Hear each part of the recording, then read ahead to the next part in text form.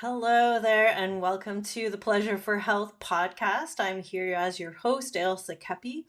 You can find out more about me on my website, www.pleasureforhealth.com.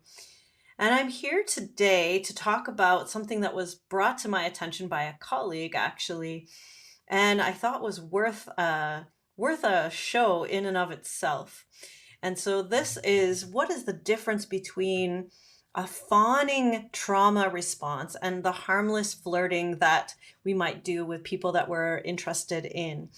And so, for those of you who are maybe new to the show or new to psychology or the aren't up to date on the neurological effects of trauma, fawning has been recently added alongside the fight, flight, or freeze response that we might do to trauma, traumatic situations or out of fear.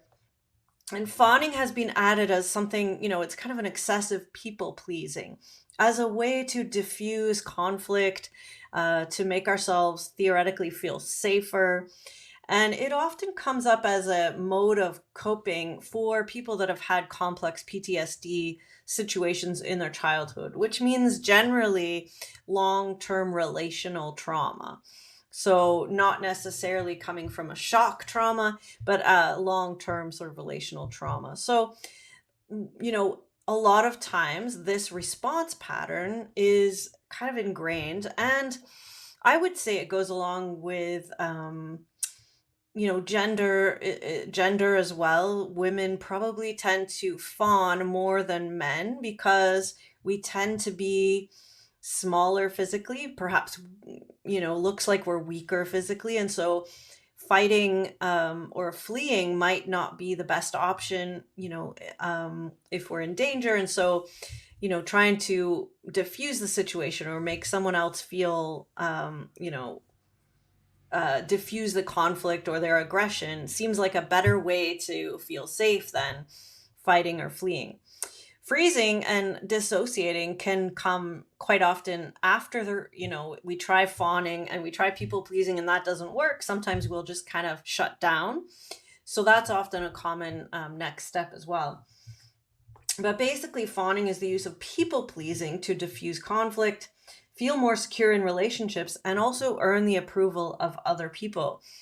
So I thought this was really interesting because what fawning looks like to the other person can often be misconstrued as flirting. We might, if we'll just take some gender examples here. And if a guy, walked up to a woman and, is interested in her or, wants to kind of see if they can exert some sort of control, manipulating, flirting to get something, they may try to flirt with her. And if she is overwhelmed or overpowered or feels unsafe in that situation, she may giggle, she may look sideways or down, she may do some of these movements that have been thought of as flirting. We may look down, we may flutter our eyelids, we may giggle, we may kind of look sideways at them, we may kind of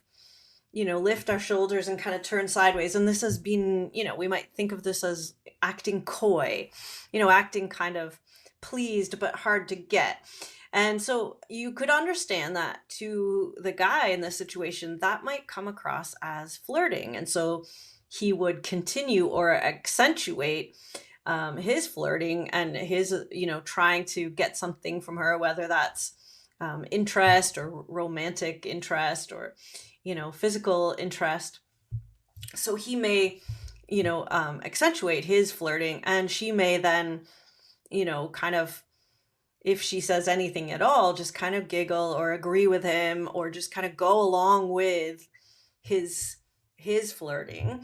Maybe he gets her a drink, maybe she kind of, drinks it. So she's starting to people please here, and it's a very tricky slippery slope there, because if he misreads that as, oh, she's really into me, and then she's kind of stuck with him, and then the end of the night comes and he assumes that she's been flirting with him all night. Of course she's going to go home with him or whatever. And then she ends up, not knowing how to get out of the situation, or is just at that point almost to the freeze stage of dissociating and not really being aware of what she's doing, in the sense of, well, I'm just going to give in to this person because that's easier than, trying to resist at this point, when I've been talking to him for the last hour or two and he's bought me a drink or whatever. So you can see how the fawning and the flirting could be really misconstrued. And I thought this was actually a very interesting point because many of us have never, or, well, I'll speak for myself, we've never really considered the difference and how would, you know, the let's say the aggressive person in this instance, how would they know if someone's flirting with them or if someone's in their fawning response? So this is an interesting, thing. So one, the flirter, when you're flirting, you typically feel equally empowered to be yourself and to be interested in someone or not, to, you are both kind of interested in each other. And to both of you, that should feel empowering. It should feel like, yeah, I really like this guy. I'm going to also, show that I'm interested in him. And it should be kind of a two-way thing. So if you look at your flirting and you are the one kind of making all the moves and the other person is just kind of going along with, and if you ask them a question like, well, let's get some, what do you want to drink, or let's go get some food, what do you like? And if the person doesn't answer directly like something that they actually like or want, that's a clue that they are probably more in their fawning, like pleasing response. So if they say something like, oh, I'll just have what you're having, or, well, what do you want? Or what's your favorite place? So the person who is fawning will try to start really tuning into the other person and getting on board with what they like, because if they can figure out what the person likes, the aggressor in this case likes, they can go along with that better and stay safe. So on some level, we assume that this kind of behavior is going to help us feel more safe.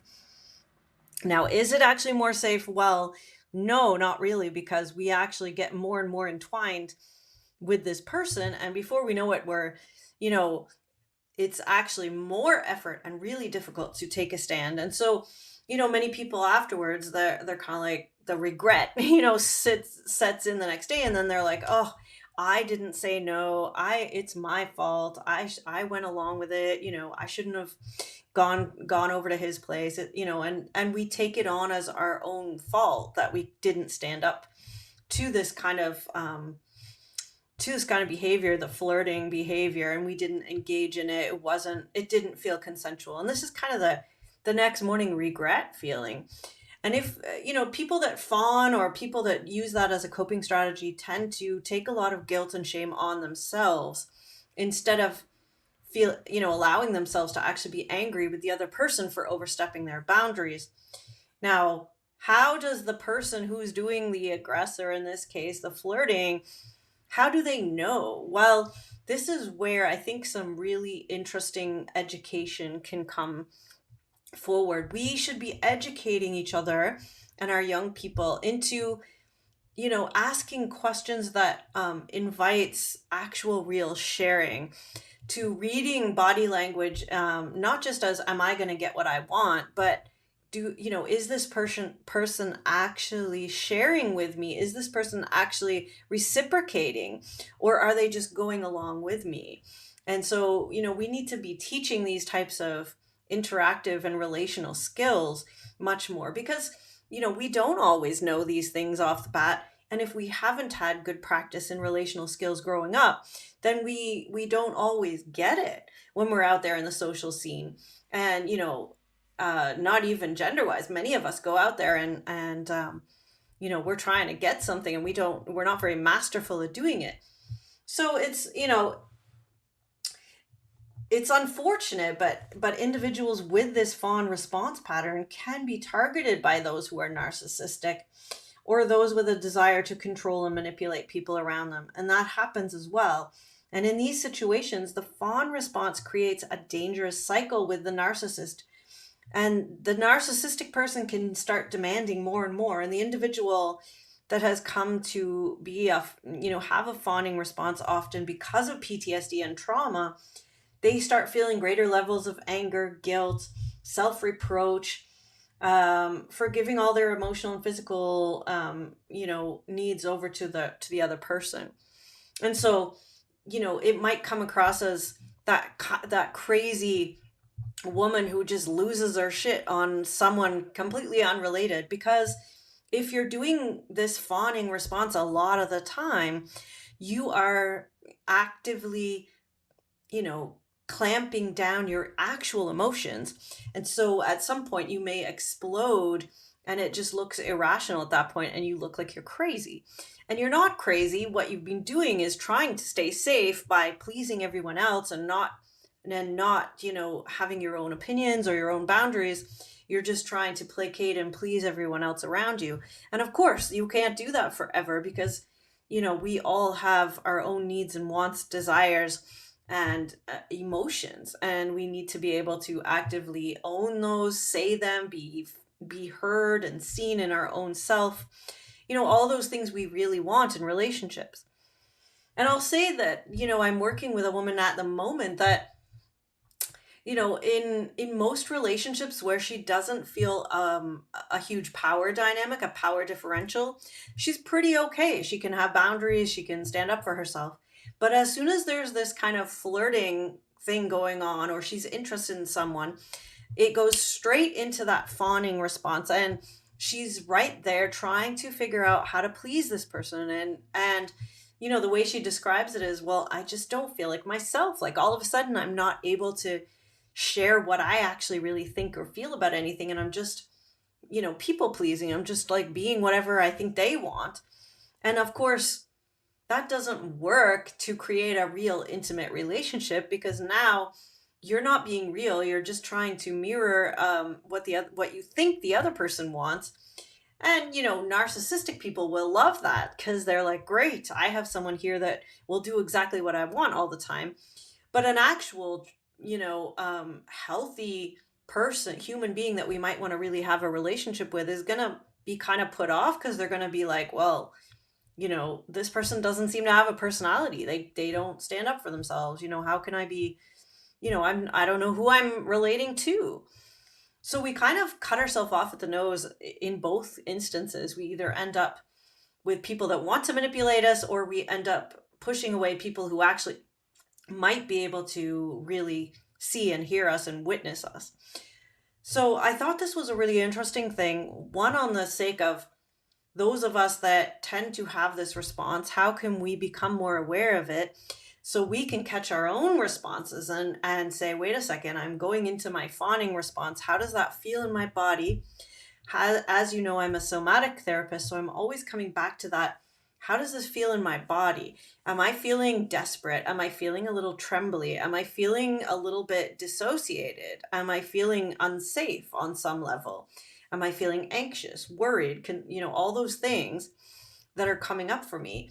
And how can I, recognize that tension in my body? If I'm actually actively flirting and engaging romantically or sexually with someone that I like, ideally my body wants to be open and relaxed and flexible, and in that kind of warm and loving place.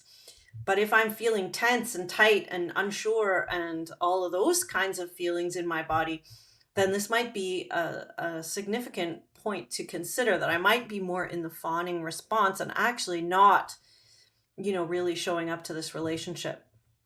So just something to think about and really to take notice of. So if you're on the side of those person who fawns, can you see the difference of when you do that to when you feel really safe in a relationship and you can open up and you can, give your opinion and all those things.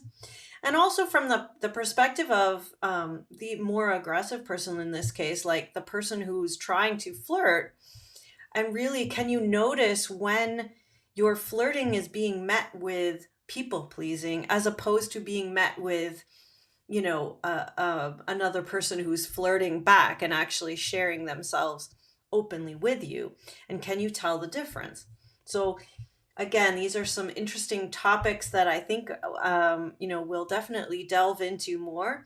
But thank you for listening today. I hope that's given you something to think about as you go about your day and your relationships today. If you want to comment or have an interest in being on my mailing list, please do go to my Pleasure for Health website, pleasureforhealth.com. Sign up, get my pleasure tips, 4 weeks of pleasure tips, and stay connected to me with my weekly blog on all sorts of topics relating to relationships and intimacy and sexuality. And I hope to have you listening again next week.